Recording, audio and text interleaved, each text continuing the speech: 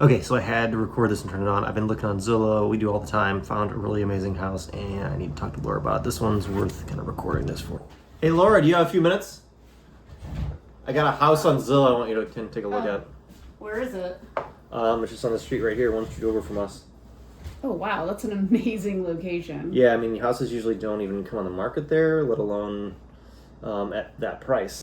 It's listed for $210. That's insane. Like, there's definitely some work it needs here and there and everywhere, so, you know, it's a fixer-upper. Wait a second, didn't the house across the street go for over $1 million? Yeah, it did. Now, that's a bigger house and a bigger lot, but still, like, 210 just doesn't make sense. Like, either something's wrong, or they're just really lowballing it to try to drive traffic. I don't know. There's some major caveat to this house, but there might be. Yeah, it is very dream house for us. It's the right size, it's the right spot, the price. Perfect. And the lot is a half acre? Yeah, it's a good lot. Like, it goes back, you see it's kind of grass in the front, there's trees in the back. That's awesome. It's a really good place. So, I mean, either way, if there is a problem, like, I think we just need to call the realtor up and go take a look at it. Yeah, it's Laura. Did you get the link that I just texted you? That house? Yeah, how soon can you get us in there?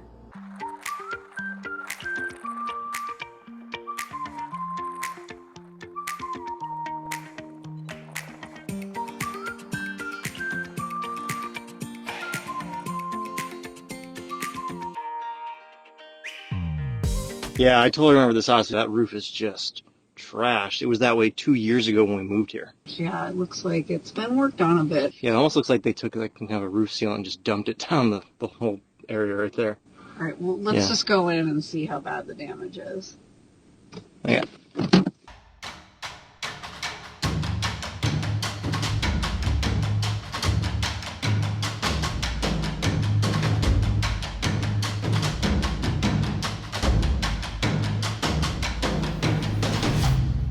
Yeah, there's definitely something growing under here.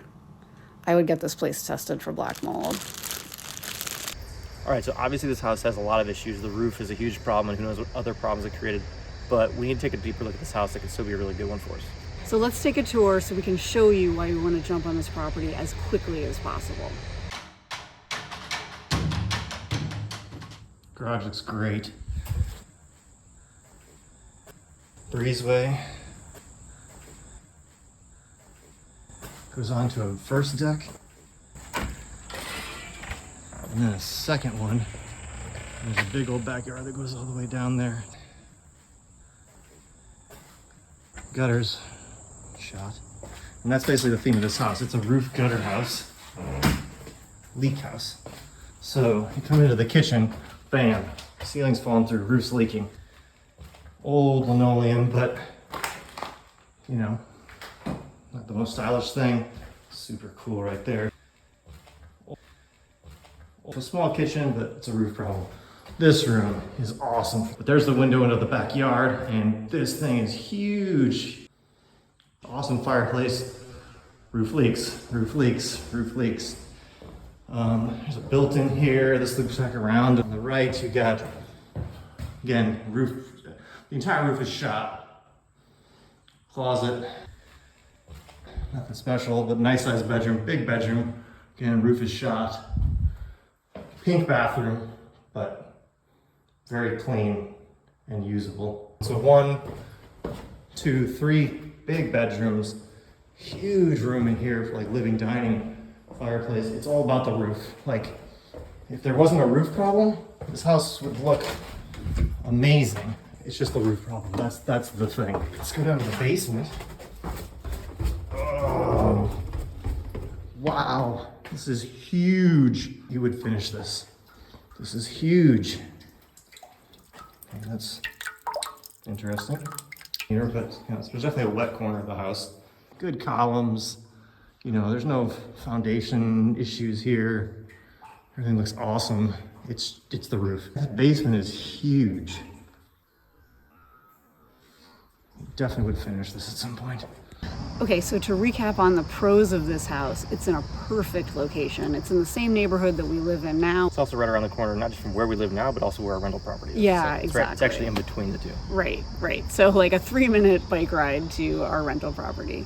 There's plenty of space in this house, the huge great room, the bedrooms are pretty big, you know, good size. The kitchen's kind of small, but still, there's a lot of space for our family. We can make the kitchen a little bigger too. Yeah. And then you have the basement. It's a ranch, so the basement is big. It's a little damp, a little wet, but there's some easy things we can do to fix that.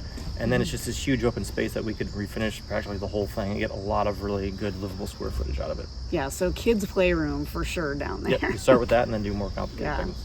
And then the yard, of course, is amazing. It's a big front yard with trees.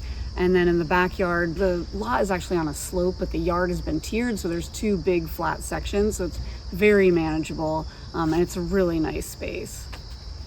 All right, so the cons of this house are some are pretty obvious. The roof is completely shot.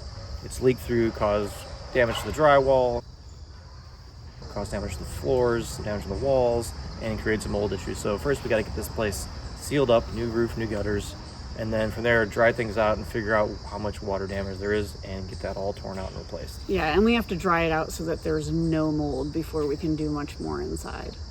So those are the things that we really need to take care of before we move in. Yep. But once we do move in, we have some plans to really spiff up this house. So first of all, it would be great to make more of an open concept in the main living area. So open up the kitchen to the living room. Unfortunately, that would probably get rid of the 2 custom built-ins, which I really like, but maybe we can repurpose them and work them in somehow. Also, we need to update the kitchen, obviously, and the main bathroom as well. It's pink, not really my style, so we'll clean that up too. And then also the primary suite, we have plans of refinishing that and making the bathroom a full bath in there. And then, like we said before, we would also refinish the basement and get a lot of square footage down there. Yeah. And last but not least, we'd have to do a lot of yard cleanup. You know, it's pretty overgrown, so just make it more of a usable space for our family.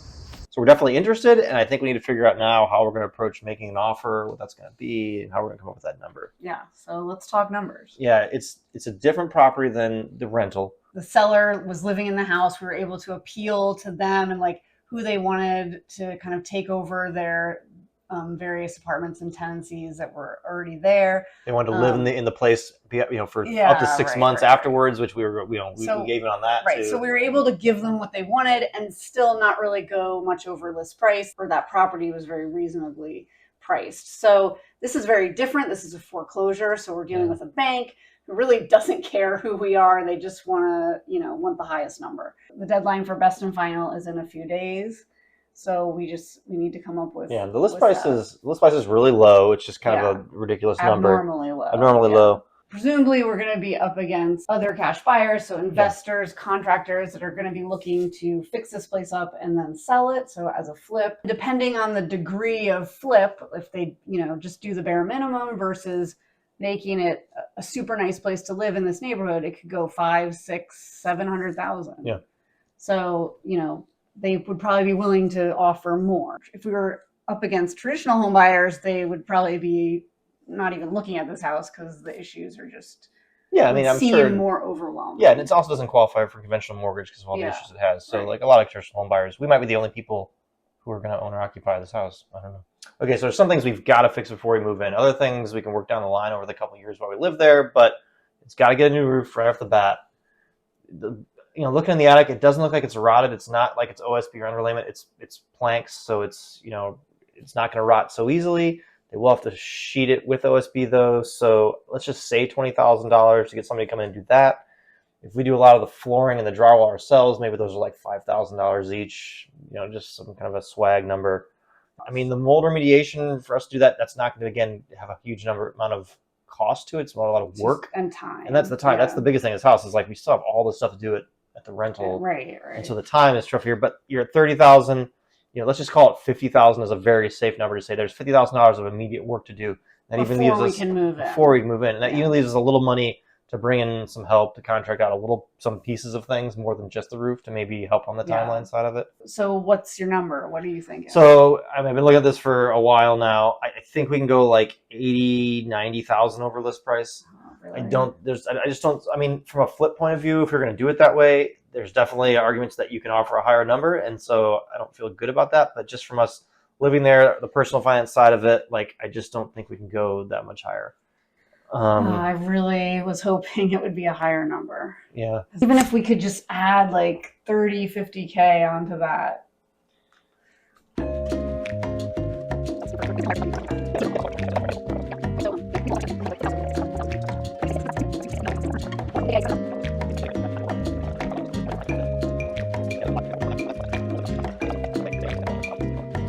Okay, I think we're on the same page now.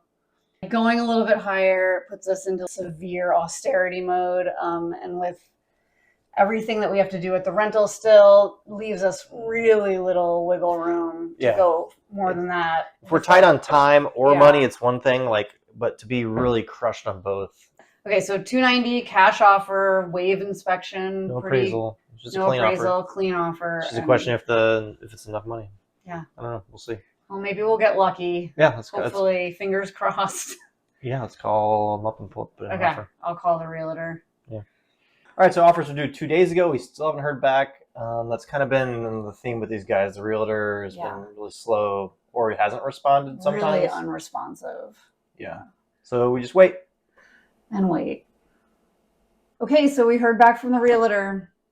We didn't get it. So that was a fun exercise. We haven't really looked at houses or got excited about stuff in a long time. Yeah, and we weren't planning on getting a house for us to live in for a while because we're happy here. But this was a great house. It really was. It was perfect for us. Yeah, so hopefully we'll see in maybe a month or so when it closes, figure out what it went for. But oh my gosh, it's not ours, so yeah. Oh well. Yeah, oh well. In a way, it's a relief, but it's still a little crushing. Yeah. So.